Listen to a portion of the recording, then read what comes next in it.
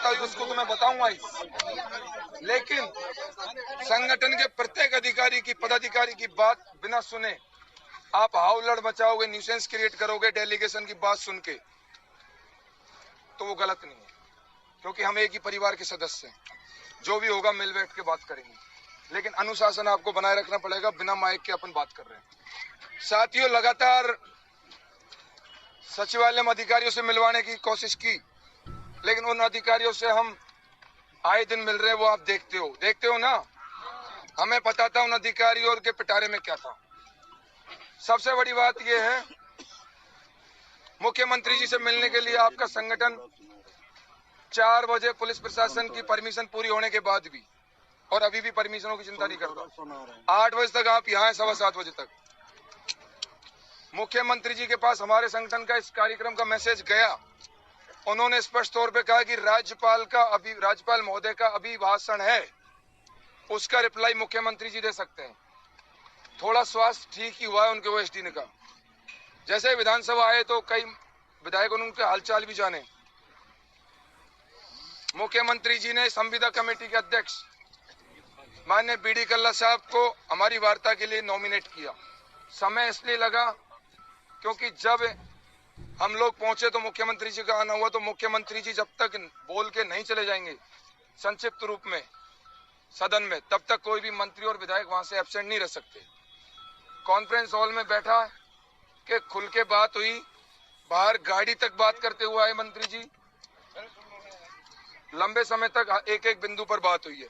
कैसे आपको स्थायीकरण और ग्रेड पे सरकार देगी आने वाले समय में, कैसे शीतलन वाले साथियों की क्या टेक्निकल इश्यू आ रहे थे, एक एक बिंदु पर बात हुई।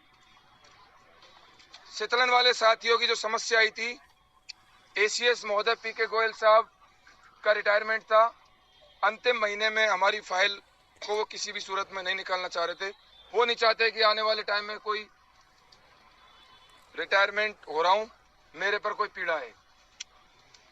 मंत्री जी ने, अर्पणा अरोड़ा मैडम ने जैसे कार्यभार संभाला, उनके लिए स्पष्ट तौर पर कहा दिया कि कल ही उन्होंने ज्वाइन किया है। ऑफिस टाइम में मैं उनको फोन करके, जब 13 जनवरी का वित्त विभाग का आदेश निकला हुआ है तो ये क्यों नहीं निकला, इसका मूल कारण क्या है, ये बात तो उन्होंने स्पष्ट रूप से कही कि मेरे जमाई ससुर है कुछ है, उनकी डेथ हो गई है, मुझे टीए की बैठक में जाना है, वरना आपके आदेश को कल किसी भी सूरत में आपको साथ ले जाके टाइप करके दे देते। लेकिन ऑफिस टाइम में मैं 100% शीतलन आदेश करवाऊंगा, ये मेरी जिम्मेदारी है, उन्होंने कहा। अब स्थायीकरण पर आ रहा हूं, इसलिए साथी सभी सुनना, उसके बाद में अपन स्थायीकरण के लिए उन्होंने कहा, बीडी कल्ला साहब हमारे लिए बहुत लकी रहे। जब हम पंचायत सहायक थे, 76 दिन महापड़ाव डाला, तब बीडी कल्ला साहब के साथ मुलाकात हुई, तो बीडी कल्ला साहब ने कहा कि आपको और आगे लेके जाएंगे, तो हम विद्यालय सहायक की सीढ़ी पर आए। फिर हमारे साथी रहे, 34 दिन बीकानेर में महापड़ाव रहा, उस दिन भी बीडी कल्ला साहब से मुलाकात हुई, शीतलन के वित्त विभाग के आदेश भी निकले। सिर्फ विभागीय प्रक्रिया में समय लगा, उसका कारण है हमारे विभाग के एसीएस का रिटायरमेंट, मूल कारण। स्थायीकरण के लिए उन्होंने कहा था, मुख्यमंत्री जी बजट में हाथ में हाथ डाल के जो उन्होंने कहा, आप अगर फोटो भी देखेंगे ना तो आप कहेंगे कि यार ये कोई कसम वादे तो नहीं हो रहे हैं। आज से पहले कैसी वार्ताएं होती थी वो मैं नहीं जानता, क्योंकि मैं जितने भी डेलीगेशनों में गया हूं, स्पष्ट तौर पर खुल के बात हुई है।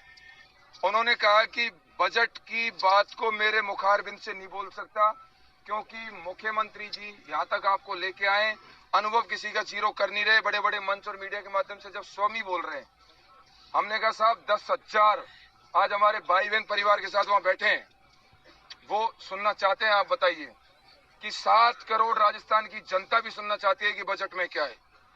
कोई भी राजस्थान में 6 करोड़ 99,000 आदमियों को पता नहीं है, पता इन अधिकारियों को और हमको भी है, लेकिन हम इसलिए नहीं कह सकते कि मुख्यमंत्री जी के पास वित्त विभाग है और सदन में वही आपके लिए संविदा कर्मियों के लिए 1,10,000 की हमने स्थायी करने की बात की थी, नियमित करने की बात की। एक सिस्टम के तहत सबको सिस्टम में लाकर कैसे करेंगे, मुख्यमंत्री जी आपको 10 तारीख को बजट जो होगा उसमें आपके लिए बहुत कुछ लेकर आए, ये उन्होंने बात कही। अब आगे जो डेलीगेशन की वार्ता है वो मैंने आपको बताई है। अब आगे हमारे संघर्ष के साथी भाई प्रवीण जी और भाई नरेंद्र जी दोनों आपको आगे बताएंगे। नहीं मैं भैया सुनो, अरे पूरी बात सुनो, कार्यक्रम समाप्त नहीं हुआ है। संतुष्ट ना होना, यह दोनों हमारी मानसिकता और हमारे व्यवहार पर निर्भर करती है। सरकारें हमें क्या देंगी और सरकारों से हमें क्या मिलेगा, ये तो भविष्य के गर्त में है। लेकिन जिस तरीके से मंत्री जी ने पूरे विश्वास से हमें कहा है कि जब माननीय मुख्यमंत्री जी 1,10,000 कर्मचारियों की इस कॉन्ट्रैक्ट रूल में ले रहे हैं और नियमित करने की घोषणा कर रहे हैं, करेंगे।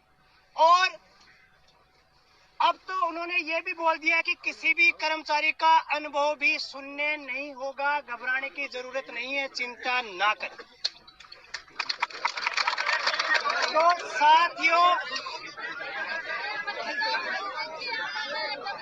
हाँ बोलो, कार्यक्रम समाप्त नहीं कर रहे, बोलो, आप बोलो, केवल कार्यक्रम समाप्त होने के बाद तो समाप्त नहीं हो रहा है बात।